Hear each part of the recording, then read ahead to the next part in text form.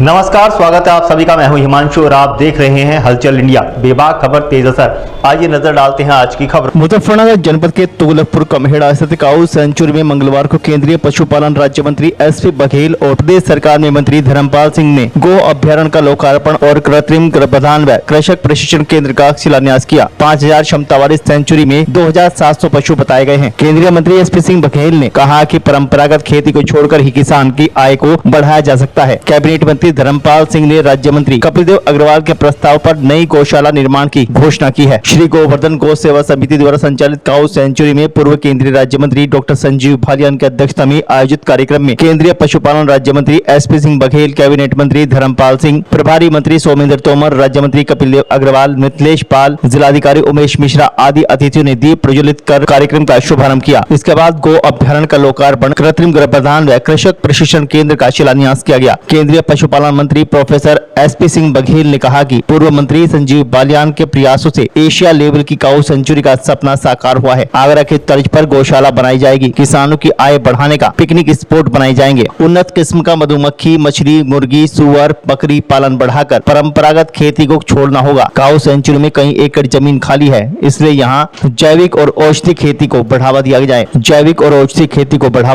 Cabinet मंत्री धर्मपाल सिंह ने कहा कि ये राजनीति का स्वर्णिम युग है, क्योंकि प्रधानमंत्री मोदी कर्मयोगी और मुख्यमंत्री योगी जन्मयोगी है। हमारा देश कृषि प्रधान देश है। किसान अन्न पैदा करता है और कृषि जीवन जीने की दिशा दिखाता है। प्रदेश की गौशालाओं में 13.5 लाख गोवंश संरक्षित किए गए हैं। इन पर हर रोज 8.5 करोड़ रुपए खर्च हो रहा है। 4 आवारा गाय पालने वालों को 6000 रुपए प्रति माह दिए जा रहे हैं। नस्ल सुधार में अलग से सुविधाएं दी जा रही है। 1 करोड़ 80 लाख की लागत से नई गौशाला बनाने की घोषणा की गई है। एक गाय पर 40,000 का अनुदान दिया जा रहा है। 200 गाय की नस्ल सुधार को 2 करोड़ का अनुदान दिया जा रहा है। पूर्व केंद्रीय मंत्री संजीव बालियान ने सार्वजनिक रूप से सभी लोगों का आभार जताया, क्योंकि काऊ सेंचुरी का सपना पूरा करने में उनका पूरा योगदान है। उन्होंने कहा कि स्वरोजगार के लिए युवाओं को 3 माह की फ्री ट्रेनिंग दी जाएगी। काऊ सेंचुरी को उसके पैरों पर खड़ा करना चाहते हैं, ताकि सरकार से कुछ भी न लेना पड़े। देखिए, जो काऊ सेंचुरी बनी है ये वास्तव में मुजफ्फरनगर के लिए नहीं, संपूर्ण उत्तर प्रदेश के लिए बहुत उपयोगी है। ये रोल मॉडल बनेगी।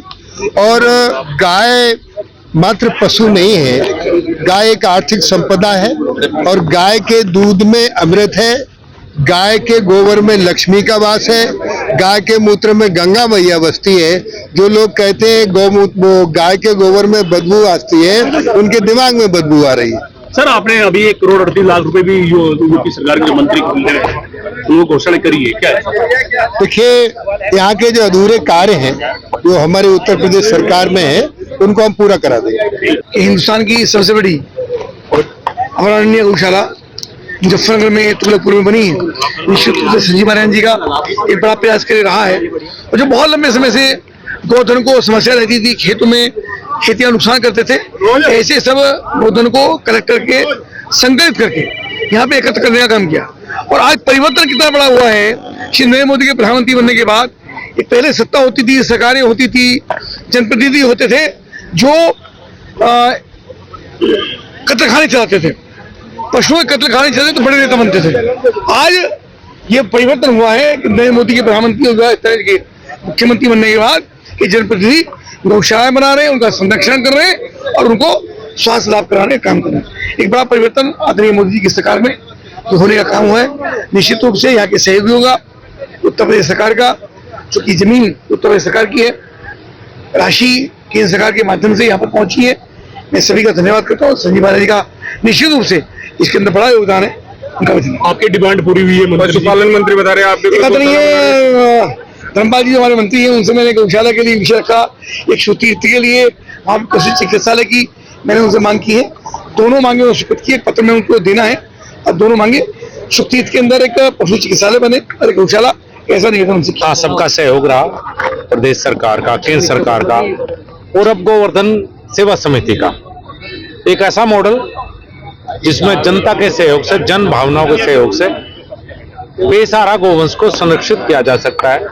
कुछ नए प्रयोग करने का प्रयास है। अपने पैरों पर खड़ी हो, सरकारी अनुदान ना लेना पड़े, ये प्रयास हम सबका है। मंत्री जी, कौन वो लोग हैं जो काऊ सेंचुरी को नहीं पसंद करते? आपने भी मंच से भी कहा है, लगातार आप चुनाव में भी यही बात कहते रहे हैं।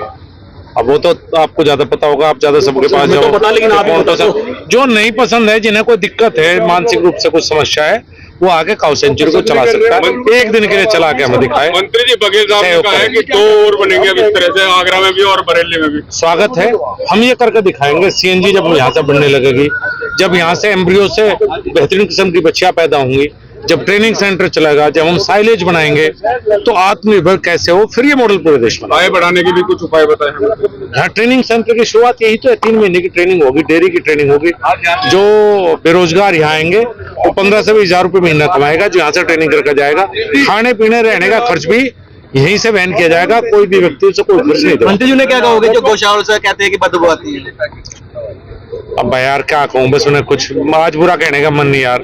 काउ सेंचुरी में खड़े, बस उन्हें, हमें तो खुशबू आती है गोबर में से भी, गाय में से भी। भाई मंत्री जी, आईपीएस अमिताभ ठाकुर ने आपको एक पत्र लिखा है कि मेरा उनसे ज्यादा परिचय नहीं है भाई, मिला नहीं कभी, मैं मिला नहीं उनसे कभी।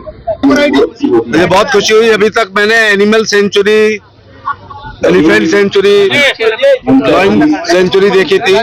संजीव बालियान जी के प्रयास से, केंद्र मोदी जी के सहयोग और योगी जी के सहयोग से 8 महीने में यहाँ 63 एकड़ में 43 करोड़ लगा करके, और यहाँ पर एक बहुत अच्छा 5000 गौवंश को रखने का व्यवस्था की गई है। और यहाँ पर अब AI के द्वारा कृत्रिम गर्भाधान का प्रशिक्षण दिया जाएगा और किसानों को प्रशिक्षण दिया जाएगा।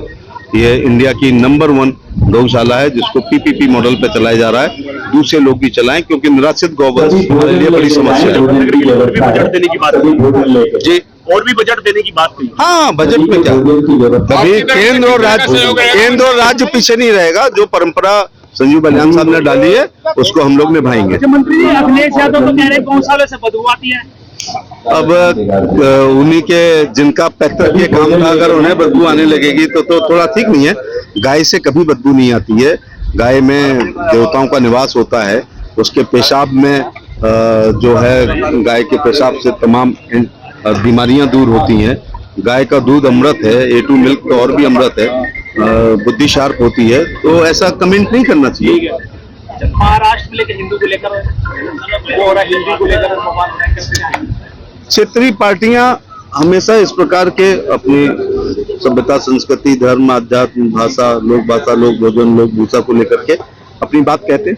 मंत्री जी, आपके यहाँ के सांसद है रामजी लाल सुमन, उनका लगातार चर्चाओं में रहे और विरोध भी खूब हुआ, क्या कहें? राणा सांगा, शिवाजी महाराज, राणा प्रताप जी, छलकारी बाई जी, महाराज सूरजमल, अहिल्याबाई होलकर, महेश वाल्मीकि, भगवान परशुराम जी, और भी हर समाज में, ये हमारे साझा पुरखे हैं। इनके ऊपर प्रतिकूल टिप्पणी नहीं करनी चाहिए। मंत्री जी, राहुल गांधी जी विदेश में जाकर देश के, अटल बिहारी वाजपेयी जब लीडर अपोजिशन के रूप में UNO जाते थे या दुनिया में कहीं जाते थे, तो भारत की सभ्यता, संस्कृति, धर्म, आध्यात्म, गीता, पुराण, महाभारत, उपनिषद, ऋचाएं, भारत की साहित्यिक, सांस्कृतिक, धार्मिक, आध्यात्मिक परंपरा और रीत रिवाज का बखान करके आते थे। और ये हमारे लीडर अपोजिशन ऐसे हैं जो विदेश में हमारी बदनामी करते हैं। ये अच्छी बात नहीं है। ठीक है। दिल्ली के तालकटोरा स्टेडियम में आज बचाओ सम्मेलन हो रहा है। ये वो लोग कर रहे हैं जो कुंडली मार के वक्त की जमीन पर बैठे हुए हैं, और 3rd नंबर की जमीन है। फौज और रेलवे के बाद 112 करोड़ की केवल आमदनी है। कांग्रेस ने 36 दिनों में राज किया है, उनके कार्यकर्ताओं पर वो जमीन है। अब इस वक्फ संशोधन अधिनियम से आम गरीब मुसलमान की शिक्षा, चिकित्सा, मुसाफिर खाने, वृद्धाश्रम, इनके सार्वजनिक इस्तेमाल में इस वो चला है आपसे विदा लेने का। कल फिर होंगे हाजिर कुछ नई और ताज़ा खबरों के साथ। तब तक के लिए दीजिए हमें इजाजत। नमस्कार। हमारे YouTube और Facebook चैनल को फॉलो और सब्सक्राइब करना ना भूलें।